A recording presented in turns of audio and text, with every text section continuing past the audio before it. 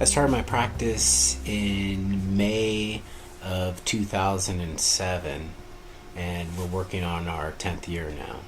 Approximately 2 years ago, we brought eAssist on board, and they were able to install technology that allowed them to access my data here in the office. And the one thing that I loved is that they did a general assessment in the beginning, and then came back with that general assessment, and we developed a plan, or they helped me develop a plan for them to access some of those latent account receivables.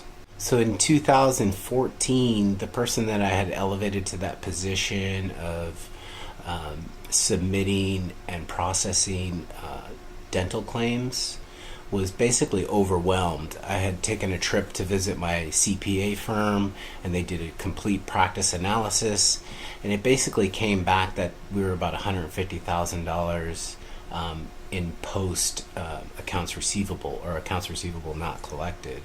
And so upon return, that's a bit of a red flag, obviously. Upon returning back to the office and not confronting the office member, but just asking where were we at, she just seemed overwhelmed with the process. And me being a clinical dentist and a business owner, I didn't really know how to step in. And so it was pretty obvious that we needed to bring in some outside help.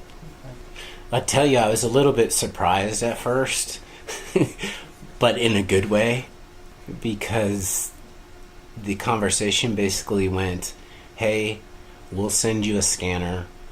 When you get your scanner, call us. We'll show you how to plug it in. We'll log in, and we'll basically take over from that point.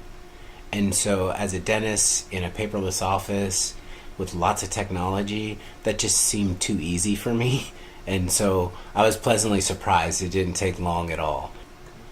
My favorite customer service experience with eAssist was after eAssist did the analysis, they assigned us our clinical, or our assistant in the cloud, and her name is Toya. And Toya was able to take the information that came out of the initial assessment and basically develop a plan. And she had such great composure.